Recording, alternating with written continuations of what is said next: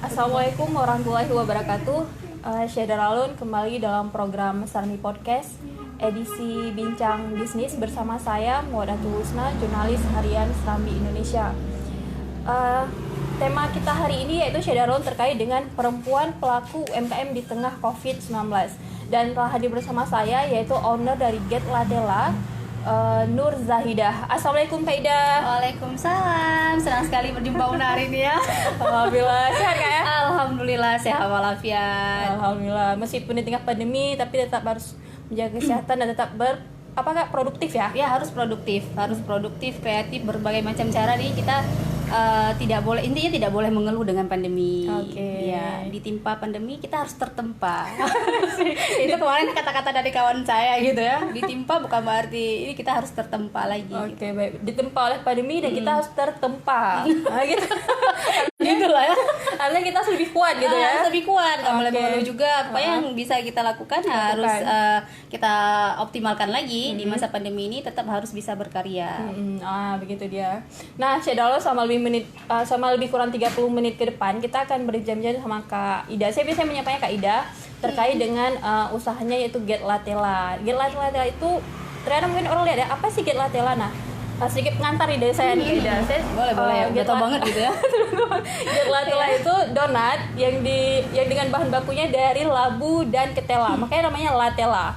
Iya, seperti benar. ya. Dan menurut saya siapa sih yang nggak tahu donat Latela ini, karena sudah cukup lama juga nih hadir di Banda Aceh, yaitu awal-awal tahun 2014 mungkinnya sudah hadir sampai sekarang, dan tentunya ini sangat juga diminati oleh anak-anak. Nah, Daralun, kita pengen tahu juga nih sama Kak Ida, awal mula Kak Ida memulai usaha ini bagaimana? Karena menurut saya ini menarik nih, karena sebelumnya saya sama Kak Ida juga berteman, karena sudah terlalu lama pernah bercerita-cerita bahwa pernah yang sampai saat ini saya berkesan tuh Kak Ida pernah bilang kayak gini, waktu awal mula buka usaha itu, loh sarjana kok jualan donat, seperti itu. Iya. seperti itulah cerita awalnya ya, loh sarjana kok jualan donat, dan berbagai macam. Kemudian bagaimana Kak Ida dalam menghadapi omongan-omongan mungkin dari tetangga, dari keluarga, ya mungkin mengharapkan selesai kuliah kan kerja kantoran gitu Kak ya, kerja kantoran ataupun mungkin jadi PNS, tapi ini semua kita ubah, tidak hanya ke situ, artinya apa yang ada peluang kita ambil gitu ya. Nah Kak Ida nih, kita pengen tahu dulu nih awal mula Kak Ida buka usaha, meskipun tadi saya udah menceritakan sedikit, tapi kayak tidak afdal kalau Kak Ida sih Beda taste-nya gitu. gitu kan. Oke Kak Ida. Oke, gimana nih awal mula itu tahun berapa Kak Ida? Iya, pertama sekali itu di tahun 2014. Dari mulai awal tahun 2014 tuh udah mulai tercetus ide-ide ini mau ngapain gitu. Sedikit ke belakang, mundur ke belakang, saya sempat jadi pengangguran juga. Oh ya. Jadi sebelum memulai bisnis ini itu tidak punya pekerjaan, pengangguran, sempat bekerja di beberapa tempat jadi karyawan swasta gitu, tapi tidak berlangsung lama, sebulan, 2 bulan, paling lama 3 bulan, terus kemudian saya dipecat, kemudian saya juga pernah terkadang harus mengundurkan diri gitu karena keadaan yang tidak nyaman. Nah, di tahun 2014 itu dalam kondisi yang memang tidak punya duit nggak punya pendapatan gitu kan, terus tinggal di sini itu jauh dari orang tua, ngekos gitu kan, terus kemudian kan dalam kondisi yang kita nggak punya pendapatan, terus nggak mungkin juga kan minta dari orang tua terus menerus, sementara kita udah sarjana lah, konteksnya kita udah sarjana gitu. Jadi saya kuliah kayak orang tua udah lepas nih. Kayaknya malu ya, malu sekali kalau harus minta duit dari orang tua, sementara orang tua udah nyekolahin kita udah di perguruan tinggi gitu. Jadi di saat itu kondisi yang mungkin bisa dibilang kayak kepepet juga gitu kan. Terus saya sempat terpikir, ini saya kira-kira mau ngapain ya gitu. Kerja sama orang kayak bisa yang dipecat yang gitu segala macam gitu. Oke, noise. Terus kemudian akhirnya saya berpikir kayaknya saya harus melakukan sesuatu yang memang bisa membuat saya nyaman gitu. Karena waktu di masa-masa pengangguran itu nggak ada punya pekerjaan, abang saya sempat bertanya ke saya, kok nggak kerja hari ini gitu. Terus saya bilang saya udah dipecat kayak gitu, nggak ada lagi, udah nggak kerja lagi lah ibaratnya kayak gitu. Terus abang saya sempat mengatakan, kenapa kok sebentar-sebentar dipecat? Kayak gitu kan, mungkin kamu yang susah diatur nggak gitu kan. Jadi kata-kata susah diatur itu kan negatif banget ya, maksudnya itu bagi kita mungkin itu negatif, tapi saya coba membalikkannya menjadi yang positif, hal positif. Jadi saya berpikir mungkin iya juga ya, saya nggak bisa diatur gitu, sehingga orang ya tidak bisa bertahan lama gitu, yang dipecat, yang kemudian saya merasa kondisi yang nggak nyaman keluar dari situ. Kemudian saya berpikir, oh berarti kalau saya nggak bisa diatur, bagaimana kalau saya mengatur diri saya sendiri gitu ya, terutama diri saya sendiri dulu, karena yang orang lain kemudian bisa diatur kemudian gitu. Setidaknya di awal itu berarti kan salah satu yang bisa mengatur diri sendiri itu kan kita harus punya pekerjaan sendiri, semuanya sendiri gitu, dan salah satunya adalah berwirausaha gitu, harus punya usaha sendiri, kita bisa ngatur diri sendiri. Terus kita juga bisa meng-hire orang dan mengatur orang-orang yang tim kita gitu kan. Dari situ saya rubah kata-kata itu. Nah dari situ saya harus punya usaha dulu. Saat itu saya harus punya usaha nih, biar ada pendapatannya, biar ada masukan lah gitu kan. Dari situ masih bingung mau buat apa nih, mau jual apa, kan kita nggak tahu. Waktu itu masih bingung mau buat apa. Terus pada suatu hari itu saya melihat, waktu itu saya dari Ketapang ke Darussalam ke kampus, jadi saya melihat di sepanjang jalan itu banyak sekali orang jual donat. Jadi tertuliskan donat kentang. Saat itu ya, itu lagi tren banget waktu donat itu, tahun-tahun 2013-14 itu, 2014 lah, 2014 itu masih banyak sekali orang yang menjual donat kentang. Nah dari situ saya pikir sepertinya donat ini punya potensi pasar. Intinya pasar, ada permintaan pasar nih, sehingga orang bisa jualan itu gitu. Tapi saya harus jual donat apa gitu. Kalau donat kentang kan ya orang-orang sudah jualan gitu. Terus kalau saya jualan donat kentang lagi, otomatis saya nggak ada pembeda dengan yang lain. Sementara itu pemain lama, saya baru masuk nih. Jadi kalau saya jual donat kentang juga, saya merasa saya akan kalah saing waktu itu. Jadi apa ya yang bisa saya lakukan? Jadi saya udah keep donat. Terus kemudian udah keep dulu donat nih gitu kan. Terus kemudian saya diajak sama dosen saya ke Sare. Jadi di situ kan banyak ketela ya. Jadi waktu itu kita bertemu dengan usaha-usaha di Sare. Terus saya menemukan ketela ungu. Jadi bagi saya melihat ketela ungu itu warnanya dulu ya, warnanya menarik gitu lihat dulu warnanya ungu, kayaknya menarik nih, warna-warna yang muncul cerah gitu. Dari situ saya lihat, terus kemudian harganya murah, gitu kan, masih tergolong murah gitu, masih tergolong murah. Nah, kayaknya coba ya donat dari ketela ungu tuh gimana sih kayak gitu kan. Masih uji coba, masih coba-coba buat gitu, masih yang belum berhasil juga. Nah, dari situ saya keep satu komoditi itu ketela. Saya coba tuh, saya penasaran gitu, saya coba. Nah, di suatu hari ini masih pencarian terus nih gitu kan, masih pencari, belum tahu lagi mau ngapain ini. Kemudian saya pulang kampung. Di kampung saya itu juga banyak sekali labu. Jadi orang nanam labu itu di pinggir sawah. Itu buahnya ya enggak dijual gitu. Saya sempat minta sama si pemilik kebun, saya mau beli labunya. Seorangnya bilang, "Hana tuh bloco aju," kayak gitu kan. Enggak usah beli. Enggak usah beli, ambil aja. Intinya enggak ada harganya. Jadi mereka mau jual pun enggak tahu berapa harus dijual gitu kan. Jadi saya pikir dua komoditi ini, saya dari pertanian lah gitu kan, mengerti, oh ini punya nilai gizi yang bagus, kayak akan antioksidan gitu-gitu kan.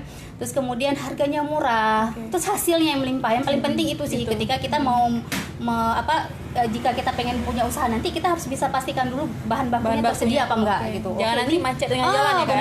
Nanti udah bahan bakunya kurang kan nggak bisa gitu. Jadi ini melimpah dulu. Hasilnya sangat melimpah, dan memang labu dan ketela itu ya ditanam begitu aja pun bisa tumbuh gitu. Dari situ mulai saya coba deh dua komoditi ini gitu kan. Jadi saya coba labu, saya coba juga dari ketelanya. Yang awalnya tuh karena saya tertarik aja sama warnanya, menarik gitu ya, kayak kita bilang tadi, melimpah hasilnya. Dari situ saya coba-coba. Kenapa sih bisa nggak sih dua komoditi ini untuk dijadikan donat yang hasilnya rasanya itu juga nggak jauh beda dengan donat yang lain yang pada gitu. Umumnya ya. Pada umumnya misalnya bisa lembut juga gitu, bisa enak lah gitu kan. Dan sementara kan kita kalau disuruh makan labu, disuruh makan ketela, enggak. Enggak. Pasti makan 1-2 lah. Enggak. Terus Oke, kemudian nah. bahkan waktu saat di awal-awal saya menawarkan saya, kan orang nggak tahu. Terutama ya anak-anak muda gitu. Ini nih? labunya labu yang mana ya? Ini labu yang dibuat kuah lontong ya, gitu kan? Labu Jipang gitu maksud. Bukan, ini labu tanah gitu. Labu tanah seperti apa? Banyak yang nggak tahu. Terakhir begitu mereka makan donat, ya mereka nggak kerasa makan labu. Nah, dari situ berawal dari situ saya coba terus di pertengahan ya, awal-awal 2014 itu saya udah mulai menawarkan. Menawarkan itu Udah produknya itu ditawarkan ke teman-teman dulu nih Kak, atau ke saudara dulu. Tapi saat itu kan saya tuh lagi status pengangguran, duit nggak punya juga, terus modalnya juga terbatas. Jadi saat itu awal sekali memulai itu sisa di kantong gitu. Kriuk-kriuk gitu, kantongnya tuh udah kriuk-kriuk gitu kan. Sisa di kantong itu nggak sampai 150.000 waktu itu. Jadi saya berpikir kalau buat donat nih kan kita bisa pakai peralatan yang di rumah, misalnya kayak baskom, terus kemudian wajan, itu kan sudah ada kompor untuk menggoreng, itu sudah ada di rumah. Jadi kita bisa manfaatin itu. Setidaknya uang 150.000 itu saya bisa belikan bahan baku. Nah, dari situ mulai belinya pun ya sedikit-sedikit lah, 1 ons, 1/4, beli tepungnya setengah kilo gitu kan untuk nyoba-nyobain dulu. Dari situ tapi kan kalau untuk nyoba-nyoba aja terus kemudian nggak dijual kan habis terus sama duitnya aja nggak balik lagi gitu kan. Besok mau beli bahan bakunya kayak mana. Terakhir dari mulai saya tawarin, yang pertama sekali itu saya tawarin ke teman-teman, ke saudara kayak gitu kan. Coba deh rasain, nanti komentarnya ini ya, tolong kayak mana, kritik sarannya gitu. Dari situ mulai awalnya kan nggak ada yang beli memang. Jadi saya jumpain kawan saya. Sebenarnya bukan dijual juga, dipaksa beli gitu kan. Beli nih. Wah, ini kita cerita dulu. Ini yang gini-gini, istilahnya ini untuk balik modal lagi, belilah gitu. Maksudnya terserah deh mau bayar berapa. Ini saya hargain 20.000 misalnya gitu kan. Tapi terserah mau bayar 15.000 boleh. Terserah deh pokoknya. Aku bisa beli bahan lagi gitu kan. Dan mungkin karena faktor kasihan juga Akhirnya dibeli lah. dibeli, dan bahkan dibelinya itu dengan harga yang lebih dari yang saya tentukan kayak gitu. Mungkin ya faktor kasihan tadi. Jadi alhamdulillah hal yang kayak gitu ya mungkin Allah yang gerakkan hati mereka gitu. Nah, dari situ itu belum ada nama sih waktu itu, masih jual-jual, belum ada tahu, belum ada donat nama, aja lah. donat aja gitu. Pokoknya donat aja dulu, belum ada namanya. Dari situ baru kemudian saya buat apa sih namanya yang cocok biar orang juga mudah inget gitu kan. Jadi makanya dari tadi udah ceritakan juga, Get Latela itu Get dan Latela. Latela itu singkatan dari labu dan ketela. Nah, sementara Getnya itu saya adopsi dari bahasa Aceh yang Get ya, Get artinya baik, tapi kan biar intonasinya bagus gitu kan, nggak mungkin juga kan God Latela lucu gitu kan. Jadi kan saya buatnya Get Latela. Jadi kesannya kayak sebenarnya dapat 2 arti gitu. Bahasa Aceh dapat, bahasa Inggrisnya juga dapat kayak gitu. Bahasa Acehnya kan artinya baik. Jadi dari awal tuh saya pengen menanamkan pada apa yang saya lakukan itu ada sebuah kebaikan gitu. Jadi saya berharap bahwa usaha yang saya bangun ini ada mendatangkan kebaikan gitu. Saya pun harus memberikan hal-hal yang baik di situ. Kemudian kalau dari bahasa Inggrisnya juga bisa kita asihkan mendapatkan gitu. Jadi kalau kita memberikan yang terbaik, insya Allah kita akan mendapatkan yang terbaik juga gitu. Jadi 2 arti itu buat saya menjadi filosofi yang memang itu yang terus saya ini tidak boleh melenceng dari sini gitu. Jadi harus buat sesuatu yang baik, kita lakukan terbaik. Insya Allah kita juga akan mendapatkan yang terbaik. Insya Allah, amin. Wah, sangat inspirasi sekali nih. Saya tangkap nih tadi yang pertama harus kepepet dulu. Harus kepepet dulu. Kemudian meskipun kan Kak Ida nih apa tadi ya dipecat lah awal-awal ya Kak ya. Tapi itu jangan jadikan tuh hal negatif, tapi harus diubah menjadi positif. Artinya kita mengenali diri kita sendiri dulu. Benar. Apa sebenarnya yang saya mau gitu, apakah saya bisa bekerja sama orang atau saya memang harus menjadi bos atau pemimpinan gitu ya. Dan itu pada tahap yang mencari tahu diri itu saya juga saya juga saat itu betul-betul mencari tahu sebenarnya saya itu benar nggak sih seperti yang dikatakan orang-orang ini mungkin susah diatur gitu. Saya sempat mencari tahu, saya menggali potensi apa kenali yang diri ada. sendiri. Betul-betul mengenali gitu.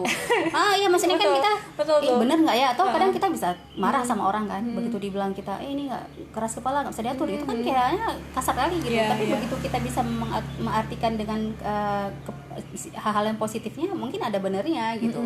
Karena saya seperti itu makanya harus begini, gitu kan. Siap. Nah begitu deh Syedalwan. Jadi kenali diri kita sendiri dulu, apa sih sebenarnya yang kita punya, kemudian itulah yang kita kembangkan. Jadi ya artinya berdamai sama keadaan ya.